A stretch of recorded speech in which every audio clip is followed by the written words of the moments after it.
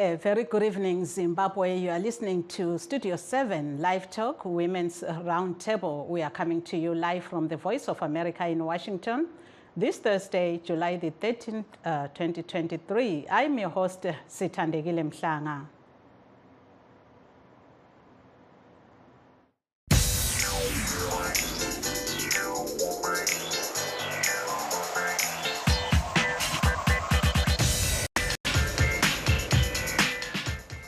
Tonight, we are discussing preparations for the oncoming general elections on the 23rd of next month, with the main opposition Citizens Coalition for Change Party alleging that its rallies are being banned by police. We are also hearing that violence is raising its ugly head in some parts of the country. But first, let's take a look at what happened in Zimbabwe today and developments in Kenya. Retired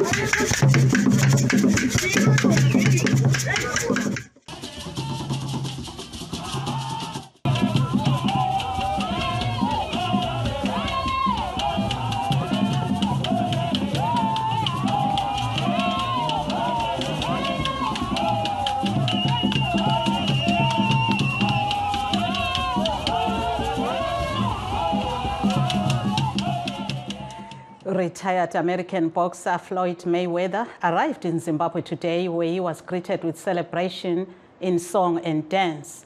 Mayweather was seen at the airport dancing while wearing a scarf with national flag colors.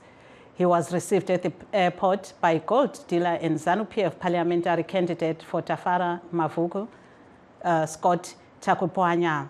There are reports suggesting that the retired boxer is expected to meet Zimbabwean President Emmerson Mnangagwa. Comment was not immediately available from presidential spokesman George Charamba. Mayweather is expected to visit some places with boxing interests and, according to state media, hand over a boxing ring. Let's hear what he had to say.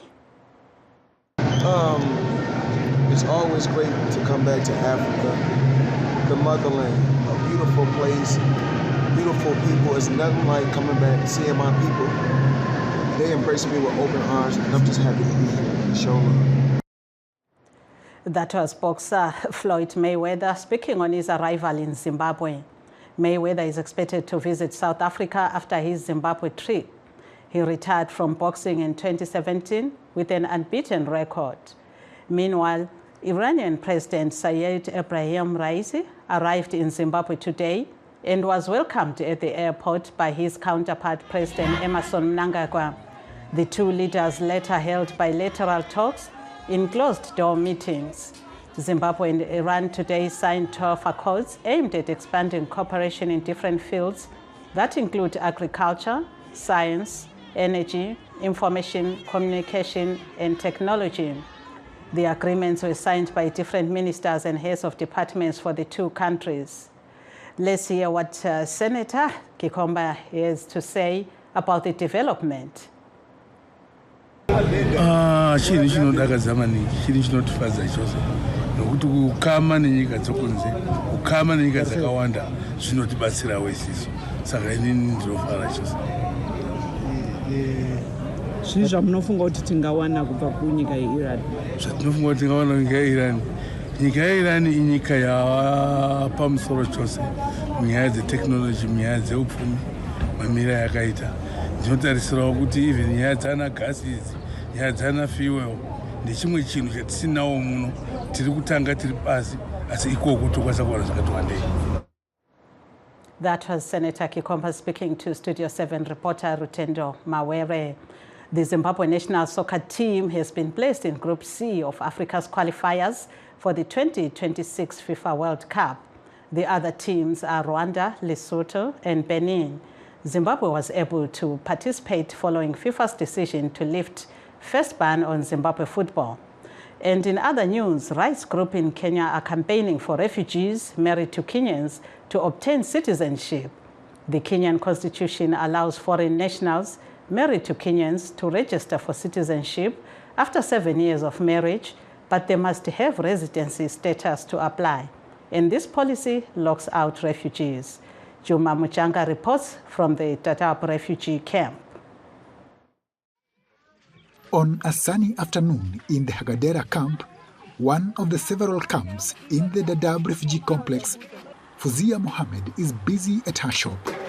The Somali refugee and mother of 6 says she has been married to a Kenyan man for more than 10 years, but has yet to be granted citizenship.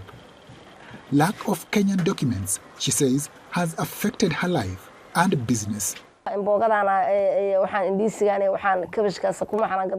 running this business to support my children and family, but I can't expand it as I'd like because I can't travel to Garissa town or Nairobi to buy stock since I don't have a Kenyan ID. I'm forced to wait for goods that come to the camp, which is very expensive. I have relatives in Nairobi, including some of my children, but I can't even visit them without the ID. The Kenyan Constitution gives foreign nationals married to Kenyans the right to apply for citizenship 7 years after marriage. However, a law passed by Parliament in 2011 adds an additional requirement that such individuals must have residency status in Kenya. This locks out refugees who do not have the same residency documents as other foreign nationals. It is pure discrimination. I am married to a Kenyan and therefore have the right to be given citizenship. But for over 10 years, I have been denied that right. Haki na Sheria is a human rights advocacy group based in Garissa.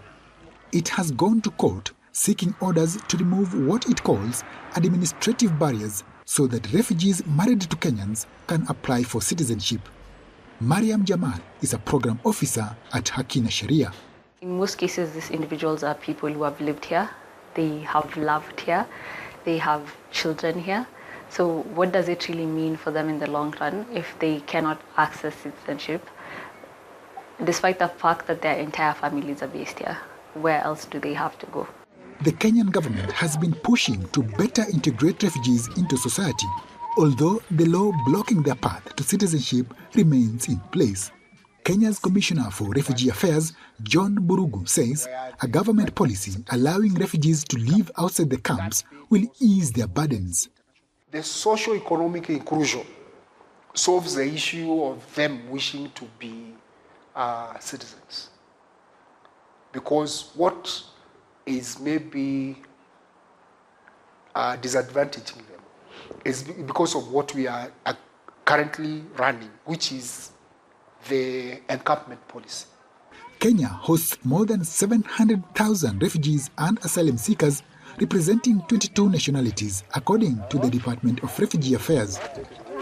As the government moves to promote integration, refugees with Kenyan spouses like Mohammed are demanding what they say is their right to naturalization. Juma Majanga for VOA News, the Dadaab refugee camps, Kenya. Yebo-ke kulabo abasanda ukusixhuma lamhlanje sihlaziya amalungiselelo okhetho olukhangelelwe ukuqhutshwa ngenyanga ezayo.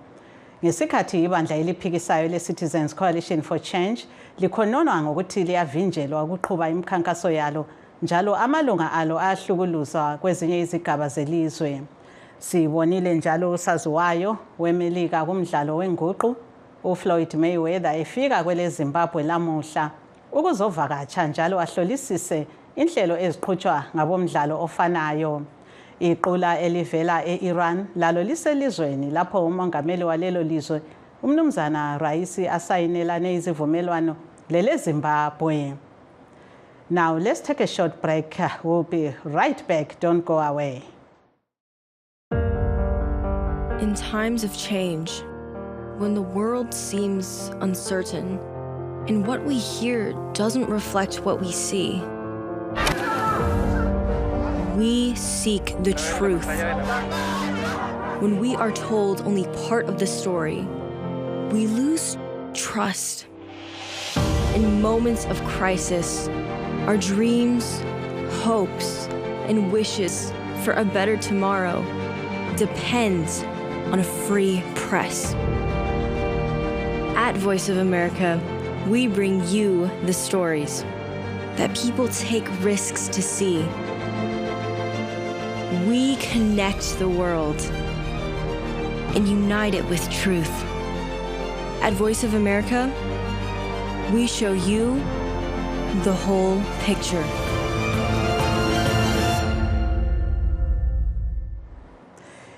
Yes, for those who are just joining us, we are discussing preparations for the oncoming general elections. And we have our guest joining us today. Our first guest is Barbara Kwangwara. She's the CCC member. And we also expect to be joined by ZANU-PF legislator and also national chairperson for Young Women for Economic Development, Tatenda Anastasia Mavetera, who's also the Member of Parliament for Chikomba West and also a candidate. She will be joining us too. We are trying her. Right. Welcome to the show, Ms. Kwangwara. Thank you so much, Sandegile. Good morning, good afternoon, good evening, Zimbabweans all over the world. Thank you. Yes, to begin with, what can you say about what's going on for the preparations for the elections?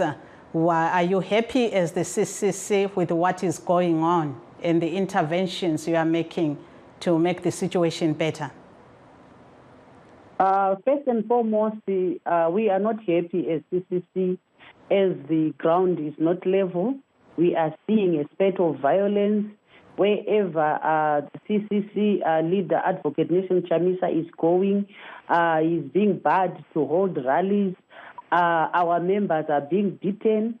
Our members are being abused. Women are being sexually abused. A case in point is where a woman was indecently assaulted by ZANU-PF members. This is very worrisome. The elections need to be free and fair. It starts with the process for elections to be free. We can't then say elections are free or because of the election day, which will be peaceful. But it starts with the pre-election process and also the post.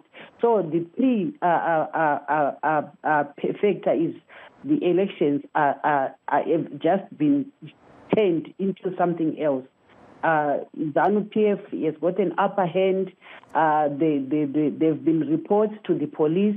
No one has been arrested at the moment. Instead, the victims are the ones that are being arrested, which is very absurd, Tandeile. Yes, but we have seen ZANU-PF denying most of this development, that it is responsible for causing violence. And the police spokesman sometimes have said he hasn't received those reports of violence. What do you say as the party, and what measures are you taking to ensure that your members are safe? Like I've said before, we are trying by all means to report the incidences to the police, and they're not doing anything. They cannot deny that they are not ZANU-PF members. For example, Energy Mutodi, we all know him. He is a member of ZANU-PF. He threatened the CCC members who were at a rally. He shot at them 2 gunshots. He's still walking scot-free. He hasn't been arrested, and it's news all over. So we are so much worried about how the police has been captured. It's like the police belongs to ZANU-PF. Every institution belongs to ZANU-PF. We are on our own as citizens. That's why we are saying this election must be a game changer. Every citizen must fight for his rights. Every citizen must fight to end this ZANU-PF system that has caused sleepless nights to the citizens, that has failed this country, that keeps on promising after every 5 years. It's promise after promise, but they are not doing anything. So it's time citizens should just go and vote and remove this system. Yebo ke ungasichasisela ngolimi lwesindebele ukuthi lithini njengebandla le-CCC ngalokho okwenzakalayo elizweni. Siyezwa ukuthi kulezehlakalo zodlakela, kuyini okwenzakalayo, liyenelisa yini ukuthi likhankase likhululekile? Ngiyabonga Sandekile oqala thina njenge-CCC sibuhlungu kakhulu siyakhonona ngendlela izinto ezihamba ngazo asikhululekanga ekukhankaseni abantu bayachaywa abantu bayayethuselwa amarali abemele ayenziwe nguPresident Nelson Chamisa sisabona amapholisa esalisa ukuthi senze lawo marali kwaphinda kwabhalwa incwadi ukuthi sokuvunyelwa ukuthi bayenze amarali but still after incwadi yona leyabhalwayo kulamarali angu-2 aseyalisiwe njalo ukuthi i-CCC ingayenzi amarali kodwa sibona iZANU-PF bayenza abakufunayo bayenza amarali azake sibizwe kuthiwa bayalisiwe asizake sizwe khona ukuthi iZANU-PF yebo-ke siyabonga siyacela njalo usitshela ukuthi kuyini okwenziwa libandla lakho ukuthi lenqabele lokho ngoba kwesinye isikhathi sizwa eleZANU-PF lisithi hayi ayisilo elibangela lokho. Ibandla le-CCC sizama ngazo zonke indlela ukuthi silandele umthetho, silibandla elilokuthula, silibandla elingafuni udlame, silibandla elikholelwa ukuthi ama-elections amele ayenziwe ngokuthula, silibandla elikholelwa ukuthi umbuso umele ubuye ngokuthula hatshi ngodlame. Ngakho sizama ngazo zonke indlela ukuthi sihambe emthethwandaba, sihambe emapholiseni lanxa nje amapholisa engenzi lutho, amapholisa kakabophi umuntu kodwa abantu bakhona bayaziwa, inombolo zabo ziyaziwa ukuthi bahlala ngaphi kuyazakala. Umzekeliso engawunika ngoka Energy Mtholi, sonke siyakwazi ukuthi Energy Mtholi ngumuntu onjani, umuntu weZANU, akula muntu ongamaziyo. Wayezama ukudubula amalunga awe-CCC, wabuya wakhipha umbhobho wakhe emphakathini okungavunyelwayo emthethweni kodwa nakathesi lokho ehamba uyazihambela nje yenziwa ngalutho. Kodwa sizabe lokho siqhubeka sizama ngazo zonke indlela ukuthi sikhulume ngobubi obenziwa yiZANU-PF, sikhulume even kumthethwandaba njengakukhathesi sikhuluma nje ku-Studio 7 ukuthi abantu bazi ababekade bengazi ilizwe lonke liyazi ukuthi khona yikho kwenziwa yiZANU-PF. Ama-elections lawa vele engathi i-ground yakhona kayikho level, i-ground yakhona is like abanye bagijima kuleni straight engela lutho, thina sigijima kuleni elameva elamagodigodi. I-race yakhona besithi umjaho wakhona awulingananga sithandekile. Yebo-ke sike sakuzwa njalo usithi you have said that there are allegations of sexual abuse against women. What reports have your party received so far? We have received a report in Gutu where there was supposed to be a rally, our presidential rally, and there was this woman who says he met some ZANU-PF hooligans who threatened her and demanded or even removed her T-shirt that she was wearing, the regalia, CCC regalia, a T-shirt with President Nelson Chamisa's face and a cap. She was then given those the clothes and she was naked, half naked. And then they came this youth who then grabbed her by her breast, indecently assaulting her. And that person is, they know him, even the husband of this woman was bitter, saying that he knows the person who indecently assaulted their wife, but they've made a police report and he hasn't been arrested up to now. So this is why we are saying the police are biased. The police are pro-ZANU-PF. The police are not there to protect the citizens of Zimbabwe. It is the duties and the responsibilities of the police to protect each and every Zimbabwean, not to be partisan, not to protect members of the ruling party, not to protect members of ZANU-PF. but to protect everyone, especially during this time whereby we are heading towards a crucial election on the 23rd of August. Thank you so much there, Barbara Kwangwara of CCC. We are still waiting for Tatenda Anastasia Mavetera of Chikomba West legislator ZANU-PF, who's also the national chairperson for Young Women for Economic Development. We hope she'll be joining us shortly. But for now, we have another guest from Freedom Alliance. I'll let her introduce herself. Welcome to the show. Welcome to the show, Ms. Ndebele. Hello, Edifoni. Yebo ke ungasitshela ukuthi igama lakho ungubani, ukuliphi ibandla njalo uncintisela kusiphi isigaba? Hayi, ngifongile Ndebele ibizo. Utshela abalaleli njalo uncintisa ungaphi? Ngicintisa ngiphelandaba constituency Ward 13. Yebo ke ibandla lakho le Freedom Alliance lona lithini ke ngokhetho lemkhankaso siyezwa abanye abafana labe CCC besithi hayi kulodlakela liyalubona yini lina lolu dlakela?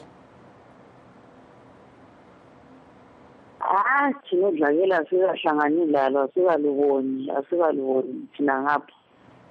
Yebo ke kodwa siyakhankasa. Ungaqhubekela phambili usitshela ukuthi ukhankasa njani, bakwemukela njani abantu, kwenzakalani, imhlangano yenu nxalila iyavunyelwa yini, konke nje. Imhlangano inengathi ayivunyelwa kodwa kathesi singayenza imhlangano, singakhalisa ngabanini. Siyaklisa emapholiseni nxa sisemhlangano. Yebo ke sokwenzakalani sonke lesi sikhathi lizama ukuthi kube lo mhlangano lo? Not much, akulalutho olwenzakalayo, akulalutho olubi okunjengodlame, hayi zange silibona beyi-FFI. Yebo ke uhlale khonapho ecingweni sizaphenduka njalo kuwe siye komunye umhlonitshwa. That was Sibongile Ndebele. She is contesting as a councillor for Pelandaba in Bulawayo under the Freedom Alliance. Coming back to you, Ms. Barbara Kwangwara, we see that other political parties say they are not experiencing any violence or any disruptions to their campaigns. What do you think is the cause for this? I cannot really say, Sandegile, what the cause is, since she stated that she's contesting in Bulawayo. We are yet to see whether we are going to be stopped when we do our rallies in Bulawayo, because we are going to do the rallies in Bulawayo as well. We are going to launch our manifesto on Saturday in Gweru. We also watching. We wanted to see whether everything is going to go well, because we've been complaining and we've raised alarm, and we believe the observers are already on the ground and they are watching, and they are jotting down all this that is happening under their nose. Yes, we believe we have to have a peaceful election. No one deserves to be beaten, and no one has got the right to beat or to bar others. This race has to be equal. Those that are contesting have got to contest freely without fear of anything. Okay, thank you so much. We finally got our ZANU-PF legislator guest, Tatenda Anastasia Mavetera. We welcome you to the show. Thank you very much. Yes, I hope the network is okay now. We are speaking to other guests here from CCC and Freedom Alliance. They're about the election preparedness, and they are saying there's violence. What about in your constituency there? How are your campaigns going? And what can you say about what other parties are saying? All right, thank you very much. Well, let me thank you very much for giving me the opportunity to come to this show and be able to also give the other side of everything. It's always good to see all the sides of the coin. For me, I think elections are going on well. I really want to thank the environment, which is quite a very conducive one. I can really say that everyone is being allowed to campaign, everyone is being allowed to actually notify the police. I think one thing we need to understand is that when it comes to notification of meetings, this is done, each and every party is doing it. And I think this is something which is within the criminal codification, and they say that if you don't adhere to it, people then will then be able to also assess the rate of the law if they don't. So for me, I feel that quite conducive. Yes, are you there? Really participate. Yes, and as a young candidate, what can you say about women and female participation there, especially in your province? There, what do you see? Are the women are being accepted there? Because the CCC is also alleging political violence against women. Can you say the atmosphere is conducive even for women in other parties other than yours? Yeah, well, when it comes to the atmosphere, that is conducive. But the problem that we're having is that politics is an dominated area where you realize that patriarchy then rules in politics. So men, because they've already occupied the position, sometimes they tend to also overpower women, and also they also even go on and become violent even for a lot of women. So this is not anything which is being done from any political party, but it's something which cuts up. Hello? Well, yes, you can continue. I'm saying what we need to do is to come up with measures which will make a lot of women try to also get into politics. At one point in time, I was saying we need to have some funds at the set aside for us to be having more women getting into politics. And when we look at it again, we also need to compel each and every political party to come up with lists that are also pro-women. You realize that the party list, very few women have come through because of how the political environment is cutting across the whole board. You realize that men, the minute they've got the resources, women do not have. So because of that, you realize that there are very few women who would want to get into politics because you realize that they also have got other roles that they have to play, their mothers, their wives, and at the same time, the little resources that they have, they also need to share those resources with the children that they also be also looking after. So we need to be having a fund for women so that we get more women getting into politics. Yes, thank you so much. Unfortunately, you joined us very late. We would have loved to hear the exchange with the other candidates we have here. For example, we had Zimbabwean Ndebele of Freedom Alliance, who was contesting in Bulawayo. And we also have a CCC member, Barbara Kwangwara. I would like to say thank you to them. Yes, that day was Tatenda Anastasia Matevera. She's a doctor and she's a ZANU-PF legislator and national chairperson for Young Women for Economic Development. She's also in the Pan-African Parliament. Yes, a young woman there with an impressive portfolio. We come to the end of our show. I'm Sithandegile Mhlanga here in Washington saying let's meet again tomorrow.